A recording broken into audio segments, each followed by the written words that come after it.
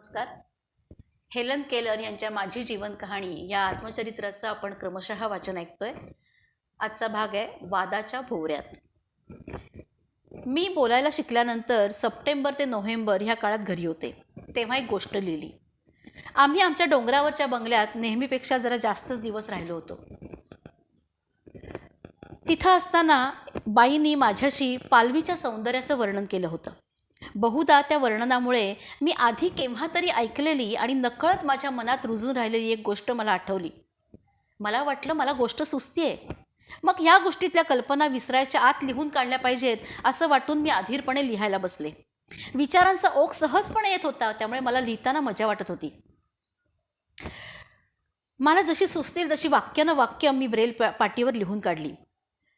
हे शब्द आणि प्रतिमा मला इतक्या सहजपणे सुचत होत्या, याचा अर्थ त्या माझ्या मनातून उतरलेल्या नव्हत्या. त्या आधीच केव्हा तरी मनात घर करून राहिलेल्या दुसऱ्याच कुणा लेखकाच्या होत्या. त्या काळात मी जे जे वाचायची ते उत्कटतेनं मनात साठवायची. वाचताना ते कोणी लिहिलंय ह्याकडे माझं अजिबात लक्ष नसायचं. आजही माझ्या कल्पना आणि वाचनात आलेल्या दुसऱ्या कुणाच्या पुस्तकातल्या कल्पना ह्यातली सीमारेषा मी ठामपणे नाही सांगू शकत. गोष्ट लिहून झाल्यावर मी ती बाईनं वाचून दाखवली. गोष्टीतल्या जरा अधिक खुललेल्या जागा वाचून दाखवताना मला वाटलेल्या सुखाची चव आजही माझ्या मनामध्ये ताजी आहे. रात्री जेवताना घरातल्या मंडळी देखील ही गोष्ट ऐकली. ही गोष्ट तू कुठल्या पुस्तकात वाचली होतीस का असं मला त्यांनी विचारलं. ह्या प्रश्नानं मी थक्कच झाले. मला अशी कोणी गोष्ट वाचून दाखवली याचं आठवत नव्हतं. मी म्हणाले, नाही, ही गोष्ट माझी आहे, मी स्वतः लिहिली आहे. मी ॲना गॉसना पाठवण्यासाठी लिहिली आहे ती. आणि म्हटल्याप्रमाणे मी ती गोष्ट ॲना गॉस यांच्या वाढदिवसाची भेट म्हणून पाठवून दिली. द फ्रॉस्ट किंग असं त्या गोष्टीचं शीर्षक ठेवलं. ॲना गॉसना ती गोष्ट आवडली. त्यांनी संस्थेच्या एका नियतकालिकात ती छापली. मी आनंदानं हवेत तरंगायला लागले, पण लवकरच माझे पाय जमिनीला लागले. मी बोस्टनमध्ये थोड्या दिवसांसाठी आलेली असताना एक बातमी पसरली. ती म्हणजे माझी द फ्रॉस्ट किंग ही गोष्ट मार्गारेट टी कॅम्बी नावाच्या लेखिकेच्या द फ्रॉस्ट फेरीज हिमपर्या ह्या गोष्टींची मिळतीजुळती होती. द फ्रॉस्ट फेरीज ही गोष्ट माझ्या जन्माच्याही आधी प्रसिद्ध झालेल्या बर्डी अँड हिज फ्रेंड्स या पुस्तकामध्ये समाविष्ट झालेली होती. माझ्या हातून वाङ्मय चौर्य घडल्याचं बऱ्याच जणांनी गैरसमज करून घेतला. मला आधी कळेच ना, पण कळलं तेव्हा आश्चर्याचा धक्काही बसला आणि वाईटही वाटलं. असा कडवट अनुभव दुसऱ्या कुठल्या मुलाच्या वाट्याला कधी आला नसेल. मीच ही मानहानी ओढवून घेतली होती. माझ्या सुहृदांनी देखील संशयाच्या वातावरणात टाकलं होतं. मला प्रश्न पडला, असं खरंच घडलं असेल का? स्मरणशक्तीला खूप ताण देऊनसुद्धा मी माझी गोष्ट लिहिण्याआधी कधी ही दुसरी गोष्ट वाचल्याचं मला आठवेच ना. ॲना गॉस सुरुवातीला दुखावले होते, पण तरी त्यांचा माझ्यावर विश्वास असावा. ते माझ्याशी आस्थेनं आणि प्रेमानं वागले. या घटनेनंतर लगेचच वॉशिंग्टनच्या वाढदिवसानिमित्त एक कार्यक्रम सादर झाला. त्या कार्यक्रमात अंध मुलींनी मास्क बसवला होता. मास्क म्हणजे एक प्रकारचं नाटकच. 16व्या-17व्या शतकात हा नाट्यप्रकार खूप लोकप्रिय होता. या नाटकात सिअरीज ह्या रोमन ध्यान देवतेची भूमिका माझ्याकडे आली होती. कार्यक्रमाच्या आदल्या दिवशी संस्थेतल्या एका शिक्षिकेनं मला माझ्या गोष्टीच्या संदर्भात काही विचारलं.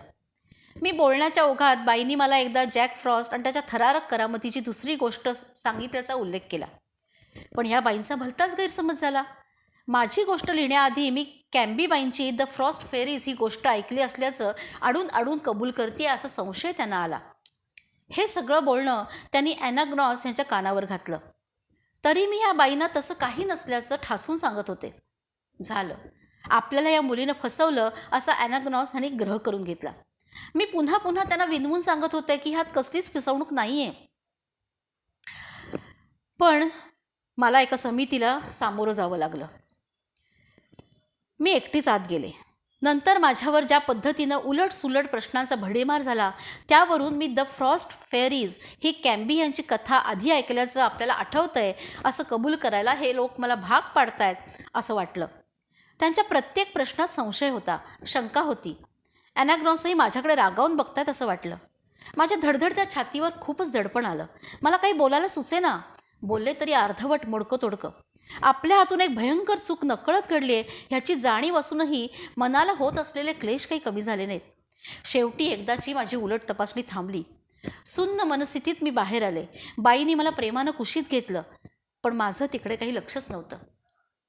डॉक्टर अलेक्झांडर ग्रॅहम बेल यांच्या मदतीनं बाईंनी मग एकूण घटनेचा बारकाईनं शोध घेतला। त्यातून उलगडा झाला तो असा: 4 वर्षापूर्वी उन्हाळ्यात आम्ही ब्रुस्टरला मिसेस सोफिया हॉपकिन्स यांच्याकडे राहायला गेलो होतो। त्यावेळी बाई काही दिवस मला तिथे ठेवून गेल्या होत्या। माझं मन कुठेतरी रमवायचं म्हणून हॉपकिन्स बाईंनी मला बरीच पुस्तकं वाचून दाखवली। माझ्यासारखंच त्यांनाही ह्या वाचनात द फ्रॉस्ट फेरीज वाचून दाखवल्याचं मात्र आठवत नव्हतं। हॉपकिन्स बाईंकडील मुक्कामातच बाई सुट्टी संपून परत आल्यावर लगेच त्यांनी मला दुसरी कुठली तरी गोष्ट वाचून दाखवायला सुरुवात केली। त्यात रंगल्यामुळे असेल कदाचित, पण मी त्यांच्याशी द फ्रॉस्ट फेरीज या गोष्टीबद्दल काही बोलले नाही। पण कॅम्बीबाईंची ही गोष्ट मी ऐकली होती, ही वस्तुस्थिती होती। या गोष्टीचा विसर पडल्यावर खूप दिवसांनी मला ती इतक्या सहजपणे आठवली की द फ्रॉस्ट फेरीज दुसऱ्या कोणी लिहिली असेल अशी पुसटशी शंकासुद्धा मला आली नाही।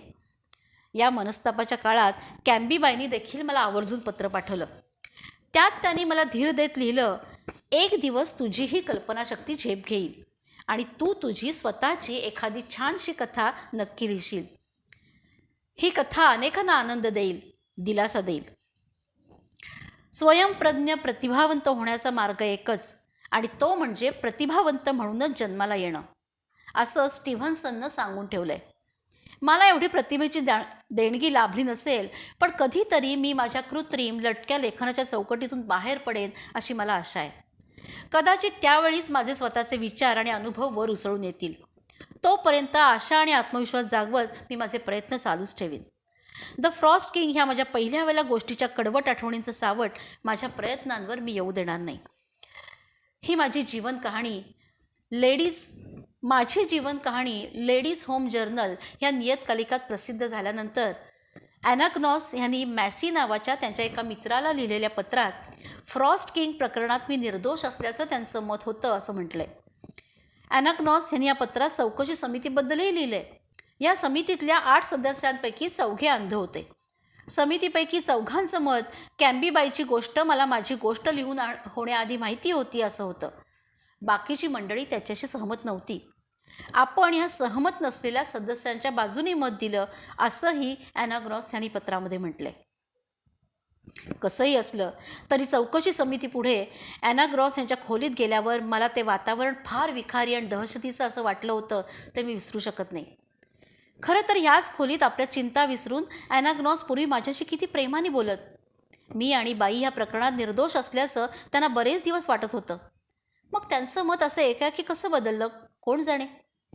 फ्रॉस्ट किंग प्रकरण माझ्या शिक्षणाच्या आणि आयुष्याच्या वाटचालीतला एक महत्त्वपूर्ण अध्याय होता, एवढं मात्र खरं। धन्यवाद।